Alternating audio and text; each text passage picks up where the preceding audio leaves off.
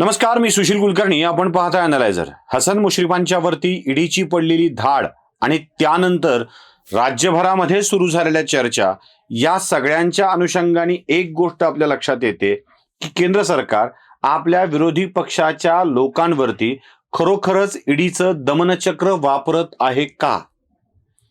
ज्या पद्धतीने चर्चा घडवली जाते आहे, आंदोलनं केली जात आहेत, या सगळ्या आंदोलनाच्या मधून एकच गोष्ट रुजविण्याचा प्रयत्न होतो आहे, तो म्हणजे केंद्र सरकार ईडीच्या माध्यमातून विरोधी लोकांना दमन करू पाहत आहे. या सगळ्या प्रकाराकडे मी जरा वेगळ्या नजरेने बघतो. हसन मुश्रीफ हे एक असं नाव महाराष्ट्राच्या राजकारणातलं ज्यांनी आपल्या अल्पसंख्याक असूनही वेगवेगळ्या पदावर स्थान मिळवलेलं आहे, जागा मिळवलेली आहे. हसन मुश्रीफ आज मुसलमान असल्यामुळे कारवाई होते असं म्हणत असले तरी मुसलमान असूनही त्यांना अनेक पदं बहाल केली आहेत, हे विसरून चालणार नाही. हसन मुश्रीफ राष्ट्रवादी काँग्रेस पक्षाचे आहेत आणि राष्ट्रवादी काँग्रेस पक्षाकडे अशाच लोकांची सगळी भरती आहे का, हा सुद्धा प्रश्न पडतो. आता मी जे तुम्हाला सांगणार आहे ते तुम्हाला शांतपणे ऐकावं लागणार आहे. शांतपणे, अगदी नजर माझ्याकडे लावून, कान माझ्याकडे लावून तुम्हाला ऐकावं लागणार आहे. कारण जे दाखवणार आहे आणि जे सांगणार आहे ते असंच मनात साठवून ठेवावं असं असणार आहे. मंडळी, लहानपणी आमच्या स्मरणशक्तीची, स्मृतीची परीक्षा घेणारं एक गाणं नेहमी म्हणायला सांगितलं जायचं. जे वेगवेगळ्या चळवळीमध्ये काम करतात ना, त्यांना हे गाणं आठवत असेल. गाण्याची सुरुवात असायची, डोंगरचा म्हातारा शेकोटीला आला. आता हे गाणं पहिल्यांदा एक जण म्हणायचा, डोंगरचा म्हातारा शेकोटीला आला. मग सगळ्यांनी ते गाणं मागून म्हणायचं. मग ज्याने सुरुवात सांगितली तो म्हणायचा, डोंगरचा म्हातारा, म्हाताऱ्याची म्हातारी शेकोटीला आले. मग सगळ्यांनी तेच म्हणायचं. मग पुढचा म्हणायचा, डोंगरचा म्हातारा, म्हातारीची म्हातारी, म्हातारीचं कुत्र शेकोटीला आलं. मग हे सगळ्यांनी पुढच्या गाण्यात गेय पद्धतीनं ते म्हणायचं असतं. आणि त्यात शेवट फार रंजक आहे, डोंगरचा म्हातारा, म्हाताऱ्याची म्हातारी, म्हातारीचं कुत्र, कुत्र्याचं शेपूट, शेपटावरली माशी, माशीचे पंख, पंखावरली माती शेकोटीला आले. आता खरं तर म्हणणारा म्हणून जायचा, पण पुढच्याला लक्षात ठेवणं जरा अवघड असायचं. सवय असायची सांगणाऱ्याला, पण पुढच्याना ते लक्षात ठेवून तेवढं गाणं त्या लयीत म्हणावं लागायचं. या सगळ्या घटनाक्रमांना अशाच स्वरूपामध्ये आपल्याला ऐकावं लागणार आहे. म्हणजे डोंगरचा म्हातारा, म्हाताऱ्याची म्हातारी, म्हातारीचं कुत्र, कुत्र्याचं शेपूट, शेपटावरली माशी, माशीचे पंख, पंखावरली माती, एवढे सगळे याच्यामध्ये इन्क्लूड आहेत. हसन मुश्रीफांचा घोटाळा किंवा ज्याची चौकशी चालू आहे तो विषय इतका गंभीर आहे आणि हा सगळा साखर कारखान्याशी जोडलेला विषय आहे. सगळा साखर कारखान्याशी जोडलेला विषय. शरद पवार आणि त्यांच्या आजूबाजूला सगळी साखर कारखान्यातली साखर सम्राट जमलेली आहेत आणि या सगळ्यांचे एकमेकांशी एवढे लागे बांधे आहेत, एवढ्या सगळ्या संस्था याच्याशी जोडल्या गेलेल्या आहेत की या सगळ्या घोटाळ्यांच्याकडे आपल्याला गांभीर्यानं बघावंच लागतं. हसन मुश्रीफांवरची ही काही पहिली धाड पडलेली नाहीये. 2019 साली इन्कम टॅक्सनं यांच्यावरती धाड टाकलेली होती. आता तुम्ही म्हणाल, एक साधा प्रश्न असतो, 19ला धाड पडली, मग आता 22ला परत, 23ला परत धाड टाकण्याचं कारण काय? इथेच खरं कारण असतं. 2019 साली आयकर खात्याने टाकलेल्या धाडीमध्ये बरीचशी कागदपत्र आयकर खात्याच्या ताब्यात आली आणि जेव्हा या कागदपत्राचा अभ्यास 100 कोटीच्या वर गेल्यानंतर ईडी करू लागली, तेव्हा ईडीला या घोटाळ्यामध्ये बरंच काही तथ्य असल्याचं लक्षात आलं. ईडीची कारवाई ही उगाच कोणाच्या सांगण्यावरून होत नसते. हा सगळा आर्थिक बाबीशी संबंधित असलेला विषय आहे. जेव्हा ईडीला खात्री पटते की काहीतरी इथे आहे, तेव्हा ईडी सबळ पुराव्यासह या धाडी टाकत असते. सगळ्यात पहिल्यांदा आपल्याला हे जाणून घेतलं पाहिजे की 2-2, 3-3 वेळेला धाडी पडल्यात असं नाही आहे. तर या धाडी या पहिल्या धाडीच्या अनुषंगानेच पडलेल्या आहेत, त्याच्या अभ्यासानंतर पडलेल्या आहेत. पहिल्यांदा बघा या धाडी कुठे कुठे पडल्यात, मग कशा पडल्यात ते तुम्हाला मी सांगतो. सगळ्यात ईडीची धाड ही काही केवळ घरावर, ऑफिसवर पडली असं नाही. 7-8 ठिकाणी या धाडी आहेत, बघून घ्या. कागल येथील हसन मुश्रीफ यांचं निवासस्थान पहिलं. दुसरं आहे हसन मुश्रीफांचे निकटवर्तीय आणि माजी नगराध्यक्ष प्रकाश कागल यांचं निवासस्थान. तिसरं आहे सरसेनापती संताजी घोरपडे या कारखान्याच्या कार्यालयावरती, जो कारखाना हसन मुश्रीफांचा मुलगा चालवतो. तिसरं आहे कोंढवा येथील हसन मुश्रीफांचा बंगला. पुढचं ठिकाण आहे चंद्रकांत गायकवाड, जे पार्टनर आहेत यांच्या वेगवेगळ्या व्यवसायातले, त्यांच्या कोरेगाव पार्क येथील बंगल्यावरती. कोरेगाव पार्क पुण्यातलं काय स्थान असेल तुम्हाला कल्पना आहे. पुढची धाड आहे ब्रिक्स इंडिया कंपनीचं कार्यालय. आता हीच ती ब्रिक्स इंडिया कंपनी आहे ज्या कंपनीच्या माध्यमातून साखर कारखान्यांचे व्यवहार झालेले आहेत. या ब्रिक्स इंडियाला साखर कारखाना चालविण्याचा अनुभव नाही असं बोललं जात होतं. इथे आरोप आहे किरीट सोमय्या यांचा. जरा पुढे जाऊया. कोल्हापूर येथील हसन मुश्रीफांचं घर, म्हणजे कागलमध्ये घर आहे, कोल्हापूरमध्ये घर आहे, पुण्यात घर आहे. आता या कोल्हापूर इथल्या घरी सुद्धा ही ईडीची धाड पडलेली आहे. आणि दुसरं अजून एक आहेत मतीन नावाचे त्यांचे जावाई, त्यांचं एक घर. एवढ्या ठिकाणी या धाडी पडलेल्या आहेत.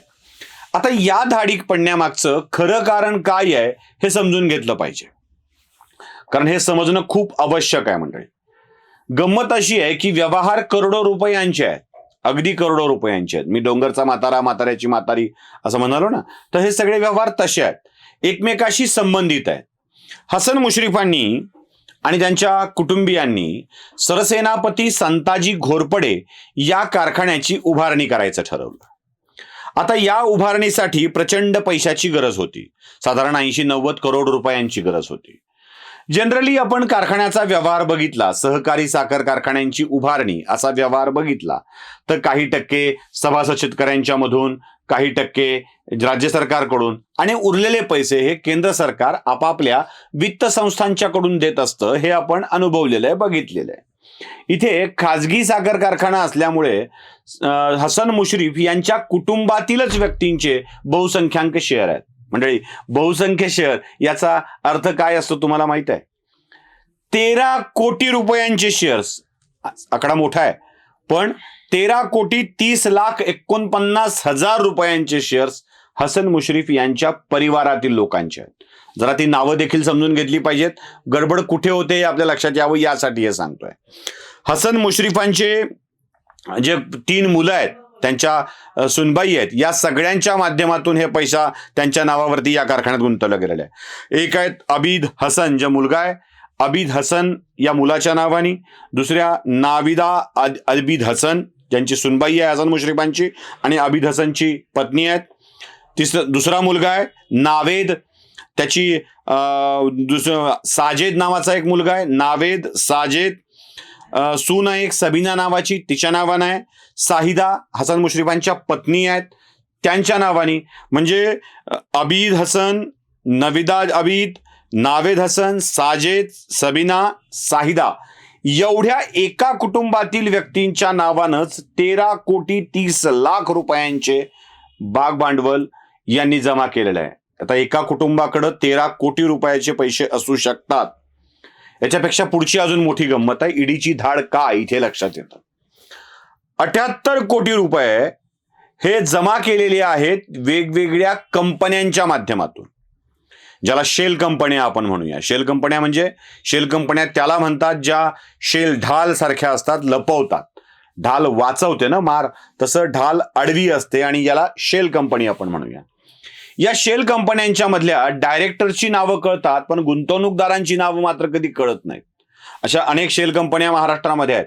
लातूरच्या एका राजकीय परिवाराच्या इतक्या कंपन्या आहेत की ज्याची डायरेक्टर आपल्याला कळतात, पण मूळ गुंतवणूकदार कोणाचा आहे, भाग भांडवल कोणाचं आहे, शेअर्स कोणाचे आहेत हे मात्र कळत नाही. डायरेक्टर पगारी नोकर असतात मंडळी.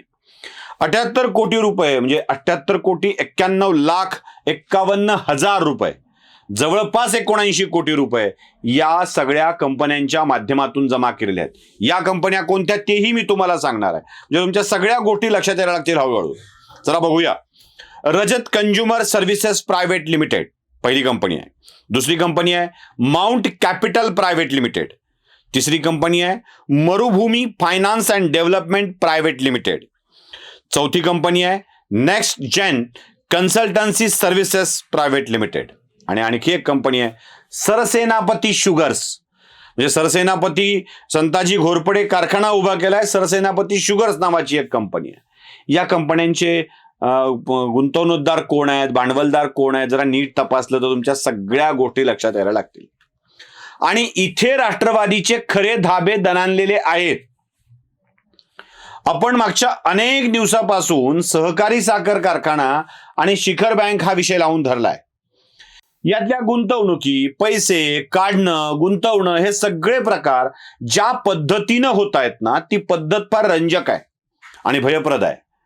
या सगळ्या राष्ट्रवादी काँग्रेसच्या नेते मंडळींचे लागेबांधे असेच जोडल्या गेलेले आहेत, जे हसन मुश्रीफाच्या निमित्ताने आता उघड होऊ शकतात.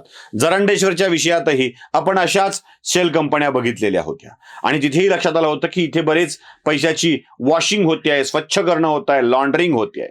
हे देखील व्यवहार आपण बघितलेले होते. आणि आता ही जी साखर कारखान्यांची केस ईओडब्ल्यूनी पुरावे नाहीत म्हणून बंद केली होती आणि सरकार बदलल्यावर ईओडब्ल्यू परत कोर्टात गेलं होतं की आम्हाला पुन्हा तपास करायचा आहे. तर आता ही साखर कारखान्यांची केस ईडी आणि सीबीआय यांच्याकडे जाते. याच सेम वेळेमध्ये हसन मुश्रीफांच्या यांच्यावरती ईडीची धाड पडणं हे देखील खूप महत्वाचं आहे. म्हणून हसन मुश्रीफ अस्वस्थ आहेत, म्हणून आंदोलनं केली जात आहेत. हसन मुश्रीफांवरची धाड ही सुडाचं राजकारण नव्हे, तर आजपर्यंत ज्यांनी लुटीचं राजकारण केलं आहे त्यांच्यासाठी दिला गेलेला एक मोठा धडा आहे. तुम्हाला काय वाटतंय ते कमेंट बॉक्समध्ये नक्की कळवा. चॅनलला सबस्क्राईब करायला विसरू नका. मंडळी, सबस्क्रायबरचा वेग जरा कमी होतोय, आपण तो वाढवला पाहिजे. एकास एक सांगून या चॅनलला सबस्क्राईब करायला लावू शकता. जे बघतायत पण सबस्क्राईबचं बटन दाबत नाहीयेत. सबस्क्राईब करणं म्हणजे पैसे देणं नव्हे, सबस्क्राईब करणं म्हणजे सबस्क्राईब लिहिलेलं लाल बटन दाबणं आहे, बेल आयकॉन दाबणं आहे. तेवढं करा. नमस्कार.